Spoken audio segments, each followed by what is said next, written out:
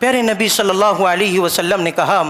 اتقوا النار ولو بشق تمرہ، کہ لوگوں اپنے آپ کو جہنم کی آگ سے بچا لو، کہ لوگوں اپنے آپ کو جہنم کے عذاب سے بچا لو، ولو بشق تمرہ، آدھا کھجور صدقہ کر کے ہی صحیح، کہ دینے والے کے پاس زیادہ مال نہیں ہے، صدقہ کرنے والے کے پاس صحیح سے ایک کھجور بھی موجود نہیں ہے، لیکن وہ بندہ اخلاص سے دے رہا ہے، لیکن وہ بندہ جذبے سے صدقات و خیرات کا اہتمام کر رہا ہے، لیکن وہ بندہ تڑپ سے صدقہ کر رہا ہے، اللہ تبارک و تعالی جو ہے اس کا اجر و ثواب اس کو بہت زیادہ دینے والا ہے۔ یہی وجہ ہے پیارے نبی صلی اللہ علیہ وسلم نے کہا کہ تم صدقہ کر کے اپنے آپ کو جہنم کی آگ سے بچا لو۔ اللہ کے رسول صلی اللہ علیہ وسلم نے ہمیں یہ بتلایا اخلاص العمل للہ، کہ جو کوئی بھی ہم عمل کریں گے اللہ کے لیے کریں گے تو ہمارا سینہ کینے سے پاک ہوگا۔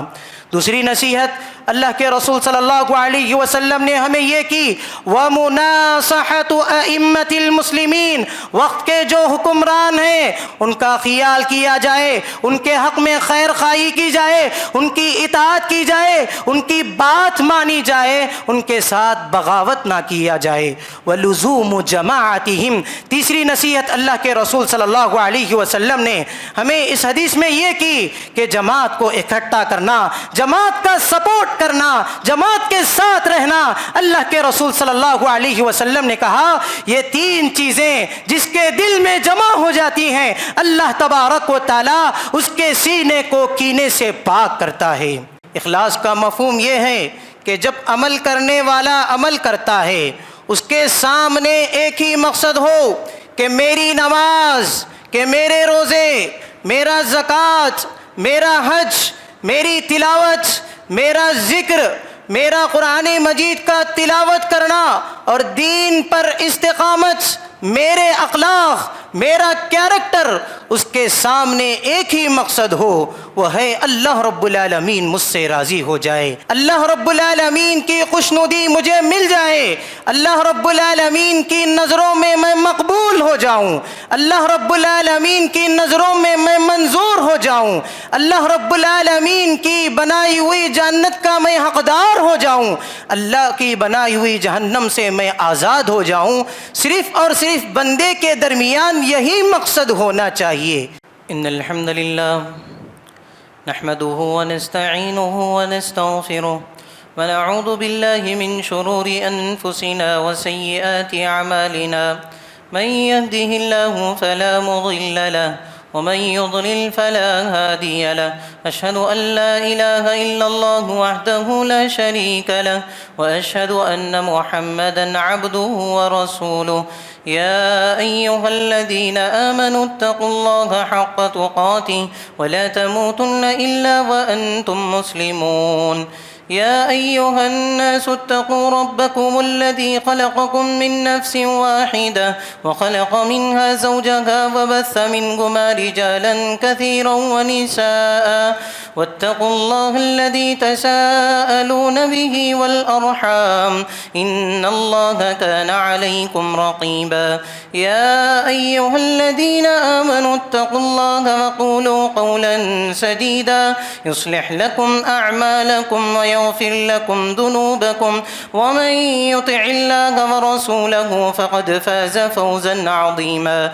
أما بعد فإن خير الحديث كتاب الله وخير الهدي هدي محمد صلى الله عليه وسلم، وشر الأمور محدثاتها وكل محدثة بدعة وكل بدعة ضلالة وكل ضلالة في النار، أعوذ بالله من الشيطان الرجيم، بسم الله الرحمن الرحيم، وما أمروا إلا ليعبدوا الله مخلصين له الدين حنفاء ويقيموا الصلاة ويؤتوا الزكاة وذلك دين القيمة۔ حاضرین جمعہ، ملت اسلامیہ کے نوجوانوں، پردہ نشین خواتین اسلام، خطبہ مسنونہ کے بعد میں آپ کے روبرو سورۃ البینہ سے ایک آیت کریمہ پڑھا۔ اللہ رب العالمین اس آیت کریمہ میں ارشاد فرمایا وَمَا أُمِرُوا إِلَّا لِيَعْبُدُوا اللَّهَ، بندوں کو تو محض اسی بات کا حکم دیا گیا کہ وہ اللہ ہی کی عبادت کریں، اس کے دین کو خالص کرتے ہوئے، حنفاء یکسو ہو کر، تمام معبودان باطلہ سے بیزار ہو کر، وَيُقِيمُ الصَّلَاةَ وَيُؤْتُ الزَّكَاةَ، اور اس بات کا بھی حکم دیا گیا کہ وہ نماز کو قائم کریں، زکوٰۃ ادا کریں، وَذَلِكَ دِينُ الْقَيِّمَةِ، یہی سچا دین ہے۔ حاضرین جمعہ، اس آیت کریمہ میں اللہ رب العالمین مجھے اور آپ کو اخلاص کی تعلیم دیا ہے۔ زندگی میں ہم سے جو بھی عبادتیں اور ریاضتیں ہوتی ہیں، زندگی میں ہم سے جو بھی ریاضتیں اور جو بھی عبادتیں ہوتی ہیں، ان تمام عبادتوں میں، ان تمام ریاضتوں میں اخلاص کا ہونا بہت ضروری ہے۔ حاضرین مجلس، آپ اس بات سے بخوبی واقف ہیں کہ دین اسلام میں اخلاص کی بڑی اہمیت بیان کی گئی۔ سوال یہ پیدا ہوتا ہے کہ اخلاص کسے کہتے ہیں؟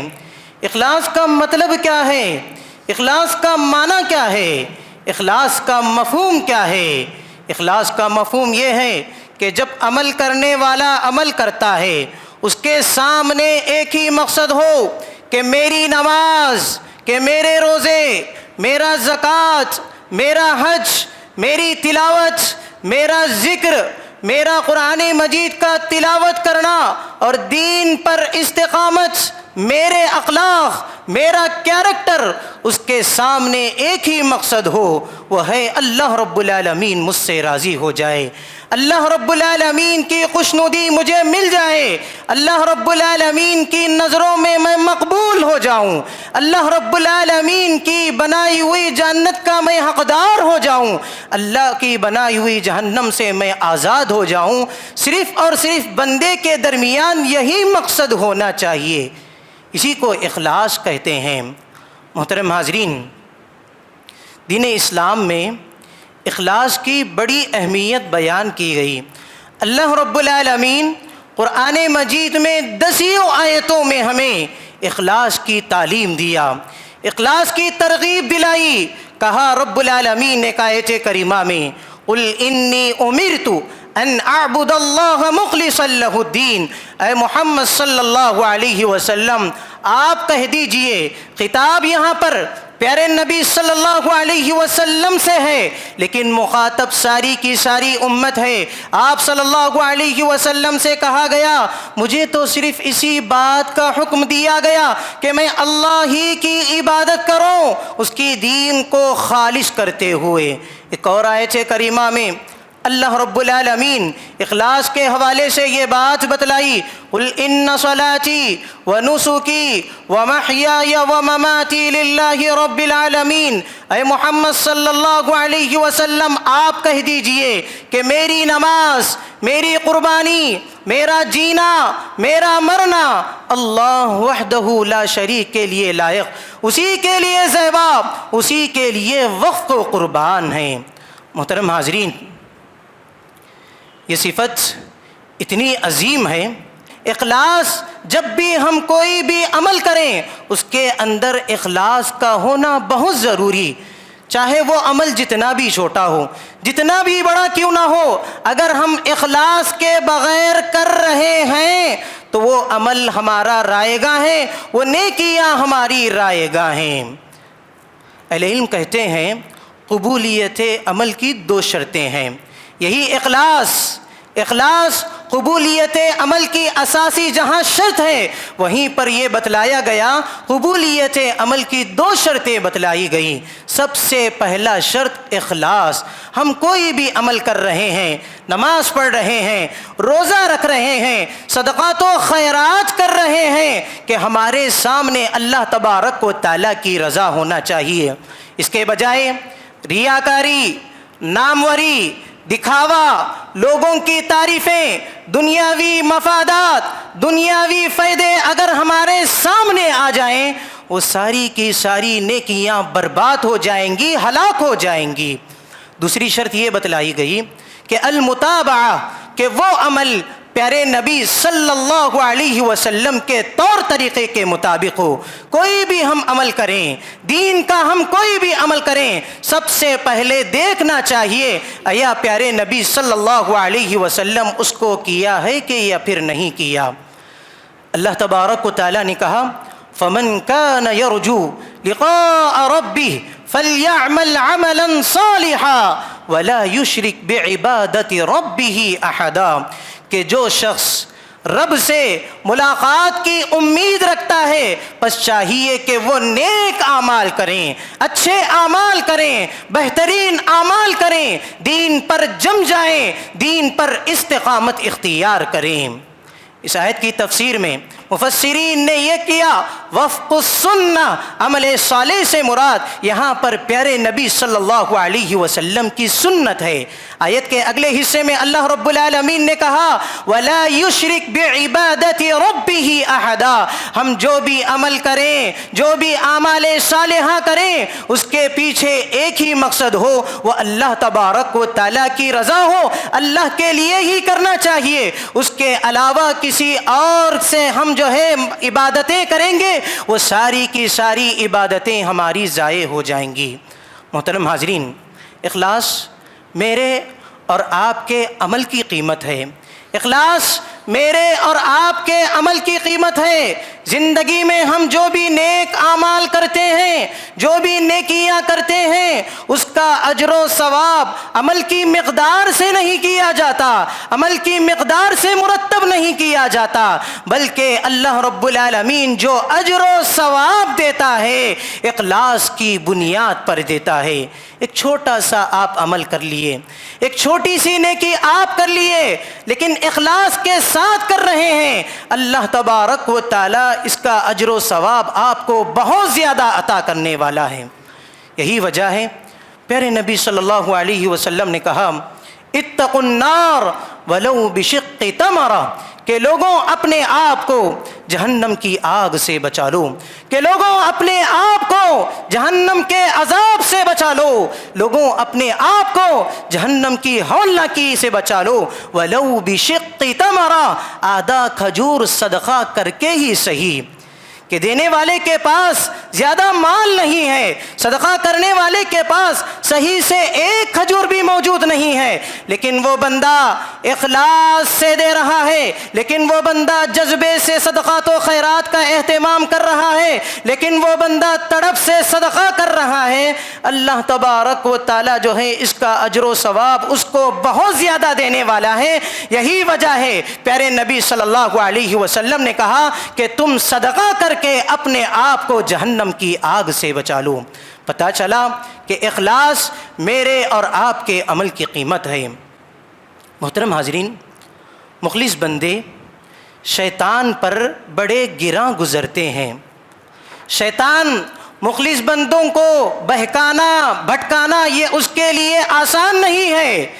اس کا اقرار و اعتراف شیطان روز اول ہی اللہ رب العالمین سے کیا۔ اللہ رب العالمین نے کہا قال رب بما اغویتنی لأزینن لهم فی الارض ولأغوینهم اجمعین، پروردگار تو نے مجھے اپنے دربار سے دھتکار دیا قیامت تک کے لیے، اب میں زمین پر جاؤں گا، تیرے بندوں کو گمراہ کروں گا، تیرے بندوں کے سامنے سیدھے راستے ہوں گے، صراط مستقیم ہوگا، قرآن و حدیث کا راستہ ہوگا۔ ان تمام چیزوں کو چھوڑ کر، ان تمام چیزوں کے سامنے میں ان کے سامنے غلط راستے کو رکھ دوں گا، لیکن پروردگار تیرے کچھ خاص بندے ہیں، تیرے منتخب بندے ہیں، تیرے چنندہ بندے ہیں، میں ان کو کبھی گمراہ نہیں کر سکتا۔ اللہ نے کہا کہ وہ کون بندے ہیں؟ الا عبادک منہم المخلصین،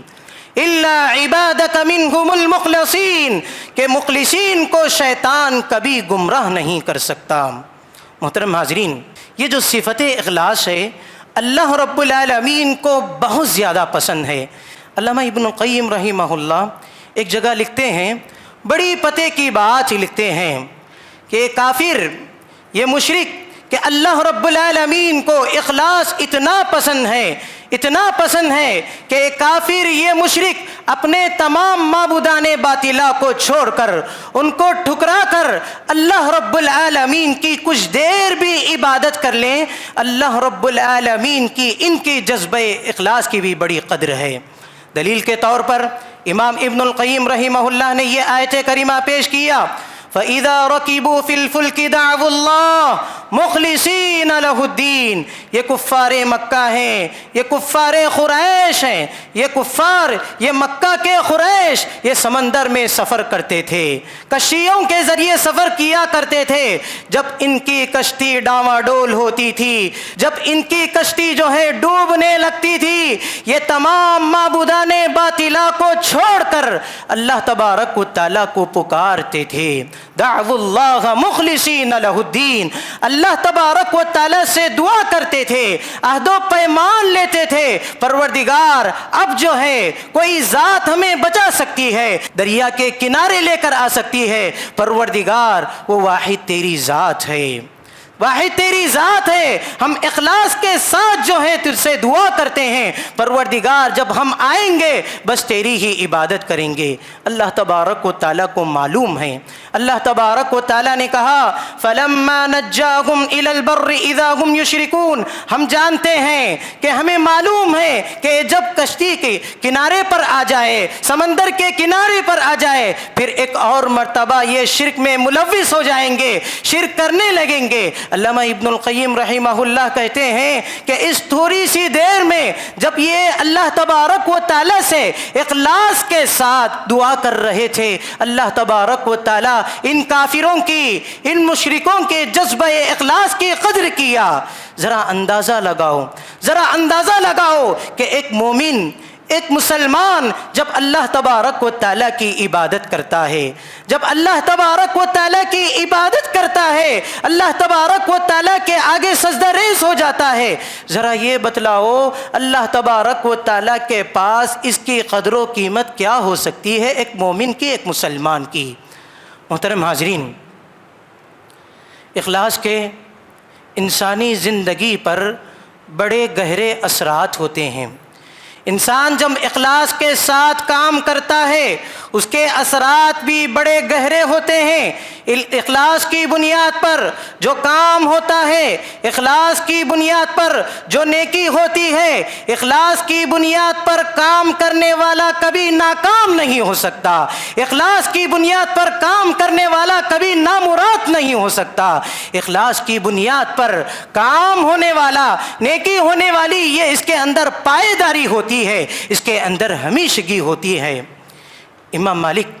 رحمہ اللہ جب موطا لکھ رہے تھے، حدیث کی یہ سب سے پہلی کتاب ہے، یہ حدیث کی سب سے پہلی کتاب لکھ رہے تھے، ان کے شاگرد ان کے پاس آئے، امام مالک رحمہ اللہ کے پاس آئے، ان کے اساتذہ اور ان کے علماء، ان کے ساتھی ان کے پاس آئے، کہنے لگے اے امام مالک، بہت سارے لوگ موطا لکھ رہے ہیں، بہت سارے لوگ حدیث کی کتاب لکھ رہے ہیں، آخر لوگ کس کی کتاب کو پڑھیں؟ لکھنے والے لکھ رہے ہیں۔ تو امام مالک رحمہ اللہ نے بہت بہترین جواب دیا، کہا کہ دیکھو لکھنے والے لکھ رہے ہیں، لکھنے والے لکھتے جائیں گے، کافی لکھیں گے، ما کان للہ بقی، جو اللہ تبارک و تعالیٰ کے لیے لکھتا ہے، جو اللہ کی رضا کے لیے لکھتا ہے، یہی چیز باقی رہنے والی ہے۔ سبحان اللہ، یہ کتنی بڑی کتاب ہے موطا مالک، یہ کتنی بڑی کتاب ہے۔ آپ امام بخاری کی کتاب صحیح بخاری اٹھا کر دیکھ لیجئے،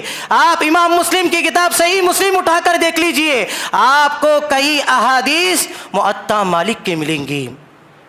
اب دیکھیے، دعاؤں کی ایک مشہور کتاب ہے،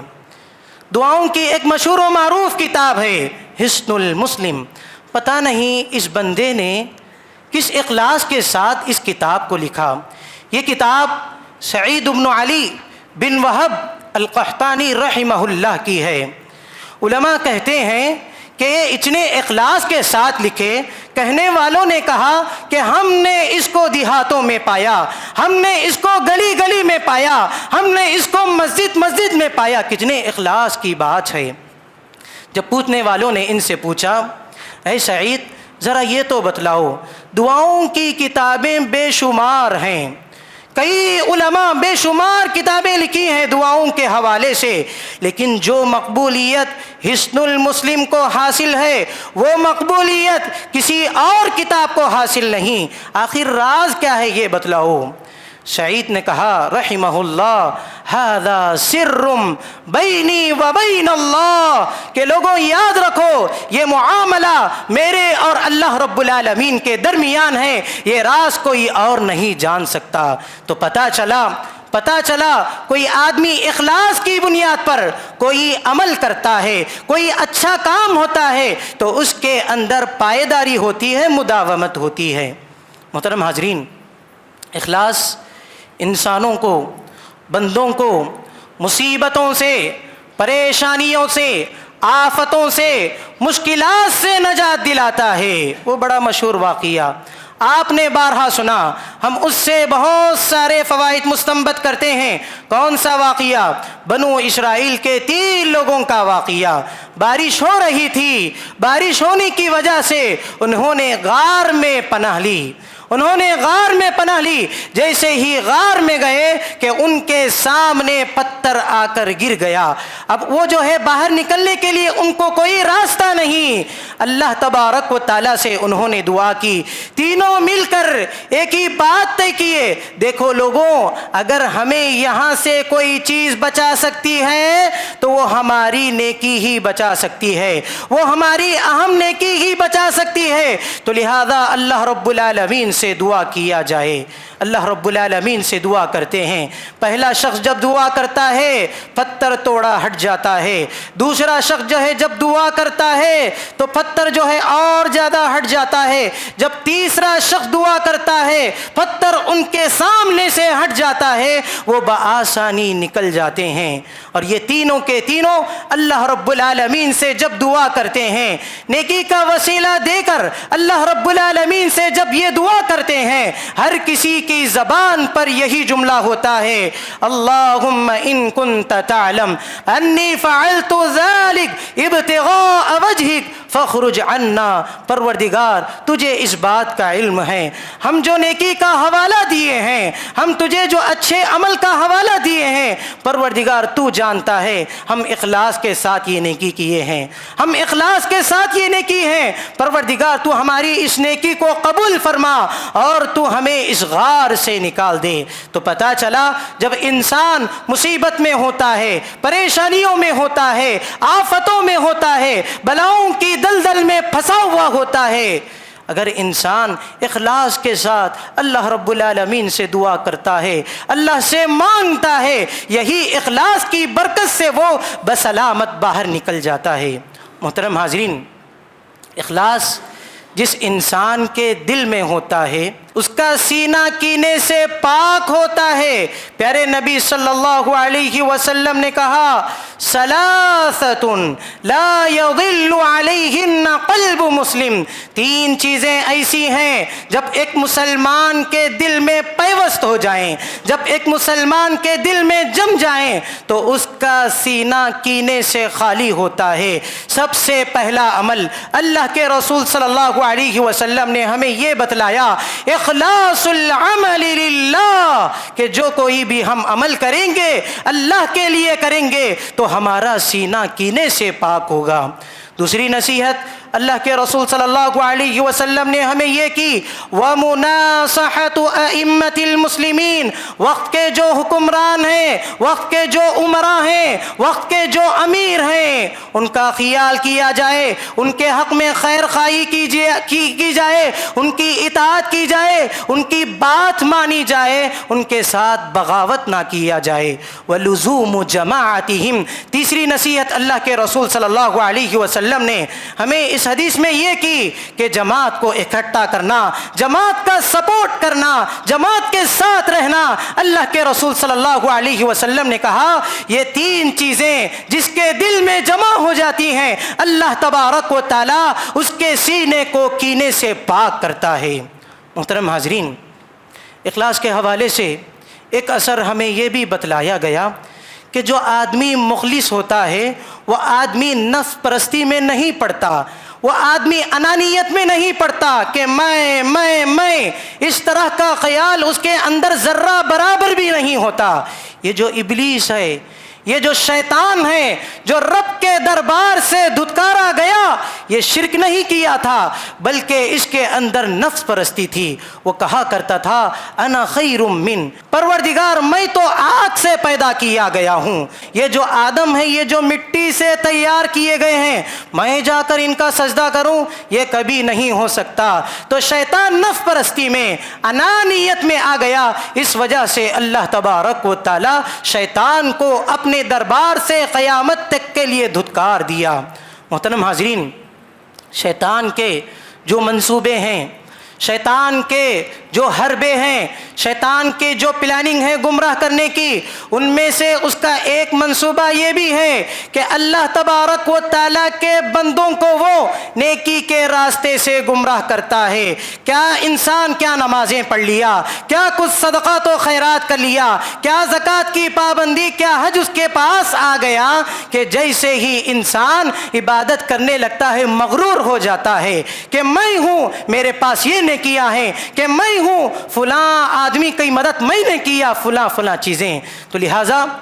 نفس پرستی سے اور مغرور سے بچنا چاہیے۔ اخلاص کی برکت یہ ہے، جب انسان کے اندر اخلاص آ جاتا ہے تو مخلص انسان کے اندر کبھی غرور نہیں ہوتا، مخلص انسان کے اندر کبھی تکبر نہیں پایا جاتا۔ جو انسان جتنا زیادہ مخلص ہوتا ہے وہ اتنا زیادہ عاجز ہوتا ہے، جو انسان جتنا زیادہ مخلص ہوتا ہے وہ اتنا زیادہ تواضع چیار ہوتا ہے، وہ جو انسان جتنا زیادہ مخلص ہوتا ہے اس کے اندر انکساری اتنی زیادہ پائی جاتی ہے۔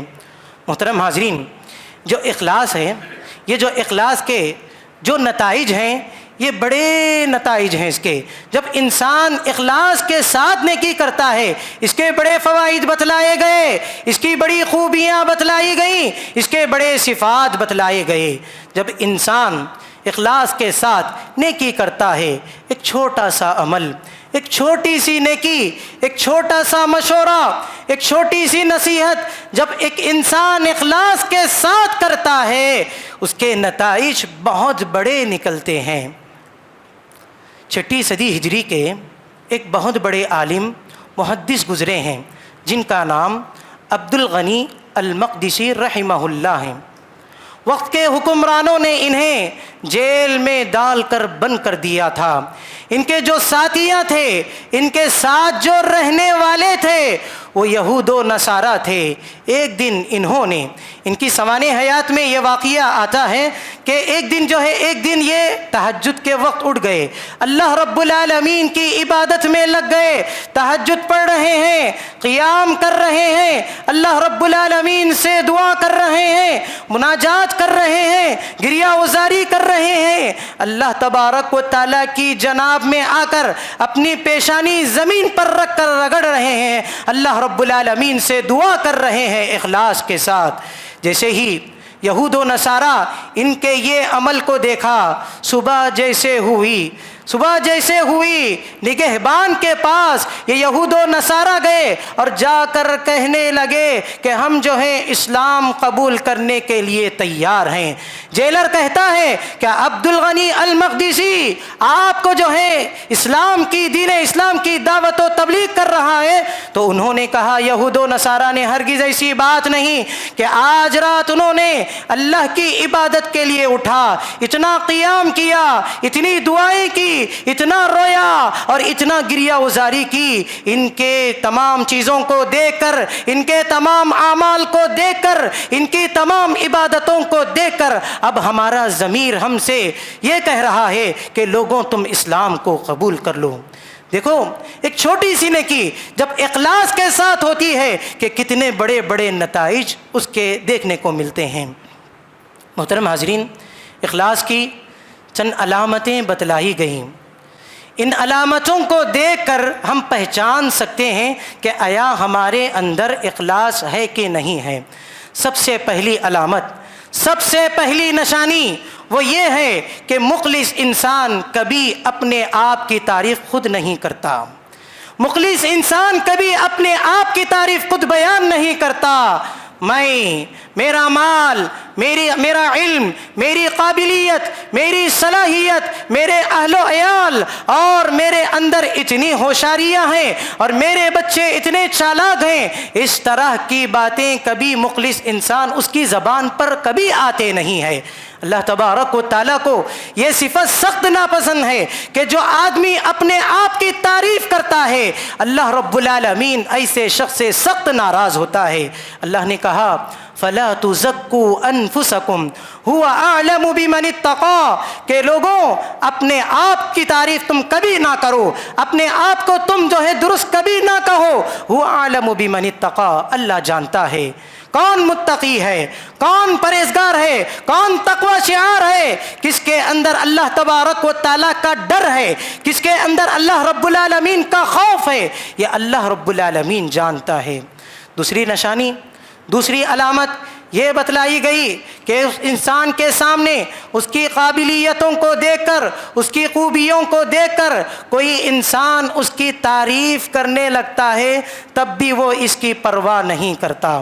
تب بھی وہ اس کی پرواہ نہیں کرتا۔ اس کی قابلیتوں کو دیکھ رہا ہے، اس کے علم کو دیکھ رہا ہے، اس کے اخلاق کو دیکھ رہا ہے، اس کے کردار و کیریکٹر کو دیکھ کر اس کی تعریف کر رہا ہے۔ انسان جو ہے سن کر انسنی کر دیتا ہے، سن کر جو ہے کوئی پرواہ نہیں کرتا۔ اسی کے ساتھ ساتھ جب انسان اللہ تبارک و تعالیٰ کے لیے کوئی عمل کر رہا ہے، کوئی بھی عمل کر رہا ہے اخلاص کے ساتھ، لوگ آ کر اس کی مذمت کر رہے ہیں، حالانکہ وہ حق پر ہے، حالانکہ وہ حق پر ہے، اللہ سے ڈر کر وہ کام کر رہا ہے، اخلاص کے ساتھ وہ کام کر رہا ہے، لوگ آ کر اس پر تہمتیں لگا رہے ہیں، لوگ آ کر اس کی مذمت کر رہے ہیں، تب بھی یہ انسان کبھی پرواہ نہیں کرتا۔ پیارے نبی صلی اللہ علیہ وسلم نے کہا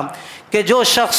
اللہ کو راضی کرنے کے لیے کوئی کام کرتا ہے حالانکہ لوگ اس پر ناراض ہو رہے ہوں، ایک وقت ایسا آئے گا یہ آدمی اللہ کو راضی کرنے کے لیے کام کر رہا تھا، لوگ بھی ایک دن اس سے راضی ہو جائیں گے، لوگ بھی اس سے مطمئن ہو جائیں گے، لوگ بھی ایک دن اس سے خوش ہو جائیں گے۔ اور جو آدمی اللہ کو ناراض کر کے لوگوں کو خوش کرنے کے لیے لوگوں کی رعایت کر کے اور اسی طریقے سے قرآن و حدیث کے خلاف کوئی عمل کرتا ہے، پیارے نبی صلی اللہ علیہ وسلم نے کہا اللہ تبارک و تعالیٰ یہاں پر ناراض ہو رہا ہے، ایک دن ایسا آئے گا یہ وقتی طور پر لوگ اس سے راضی ہو گئے ہیں، لیکن اللہ تبارک و تعالیٰ ایک دن اس کے سامنے ایسا لے کر آئے گا لوگ بھی اس سے ناپسند ہو جائیں گے، ناراض ہو جائیں گے۔ محترم حاضرین، اخلاص کی ایک تیسری علامت یہ بتلائی گئی، دین کے حوالے سے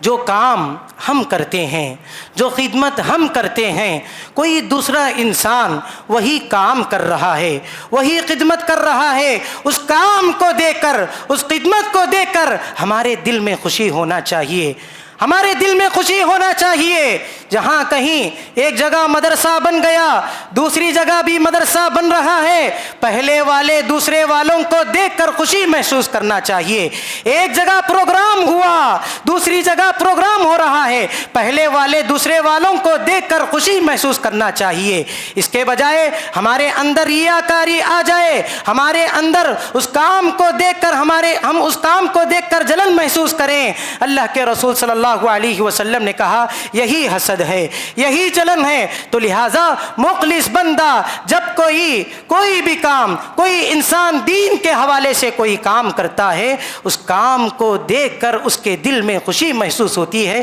یہ اخلاص کی علامت ہے۔ محترم حاضرین، ایک بات بتلا کر میں اپنی بات کو ختم کرتا ہوں، وہ بات یہ ہے، آپ سب جانتے ہیں کہ تہجد کا وقت بڑا قیمتی وقت ہے، تہجد کا وقت بڑی فضیلت والا وقت ہے۔ احادیث میں بتلایا گیا اللہ تبارک و تعالیٰ اس وقت آسمانی دنیا پر تشریف لاتا ہے، بندوں میں یہ اعلان کرتا ہے کوئی مانگنے والا، ہے کوئی مانگنے والا میں اس کی دعاؤں کو قبول کروں، ہے کوئی اپنے درد، مسائل، پریشانی، مصیبت میرے سامنے رکھنے والا میں اس کے مسائل کو حل کر سکوں، ہے کوئی گناہگار اپنے گناہوں کو اللہ رب العالمین کے سامنے سامنے رکھے اللہ رب العالمین اس کے گناہوں کو معاف کرنے والا ہے۔ تو لہٰذا یہ جو ایسا وقت ہے محترم حاضرین، یہ ایسا وقت ہے کہ جب بہت سارے لوگ سوئے ہوئے ہوتے ہیں، یہ انسان جب عبادت کرتا ہے بڑے اخلاص کے ساتھ کرتا ہے، اللہ کو راضی کرنے کے لیے کرتا ہے۔ پیارے نبی صلی اللہ علیہ وسلم نے کہا کہ بندہ جب تنہائی میں اللہ کی عبادت کرتا ہے، قیام کیا، دعا کیا، مناجات کیا، سجدے کیا، قرآن مجید کی تلاوت کیا، اذکار کیا، سبعۃ یظلهم اللہ فی ظلہ یوم لا ظل الا ظلہ ورجل ذکر اللہ خالیا ففاضت عیناہ۔ کل قیامت کے دن اللہ تبارک و تعالی سارے لوگوں کو جمع کرے گا، اس وقت کسی چیز کا سایہ نہیں ہوگا، نہ تو وہاں پر کوئی دیوار ہوگی، نہ تو وہاں پر کوئی چھت ہوگا، نہ تو وہاں پر کوئی درخت ہوگا، کوئی چیز نہیں ہوگی اللہ تبارک و تعالی کے عرش کے سوا۔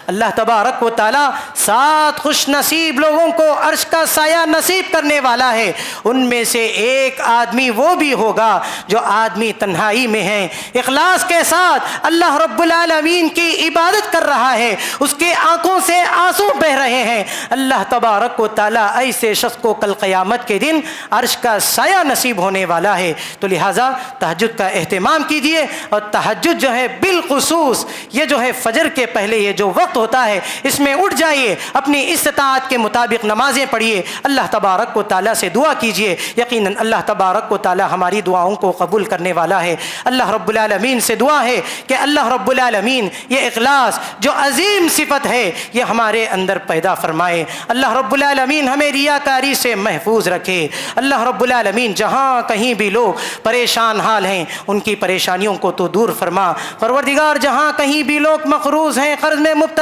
ہیں، پروردگار تو ان کے لیے غیب سے راستے کھول دے۔ پروردگار جہاں کہیں بھی لوگ بیمار ہیں، پروردگار تو انہیں شفائے کاملہ عاجلہ نصیب فرما۔ پروردگار تو ہمیں مرنے سے پہلے پہلے سدھر جانے کی توفیق عطا فرما۔ پروردگار جب ہمارا انتقال ہو خاتمہ بالخیر ہو، جب بھی ہمارا خاتمہ ہو خاتمہ بالخیر ہو، ہماری زبان پر یہ کلمہ ہو لا الہ الا اللہ محمد الرسول اللہ جاری و ساری ہو، آمین یا رب العالمین۔ اقول قولی هذا استغفر اللہ لی ولکم ولسائر المسلمین واستغفروہ من کل ذنب واتوب الیہ۔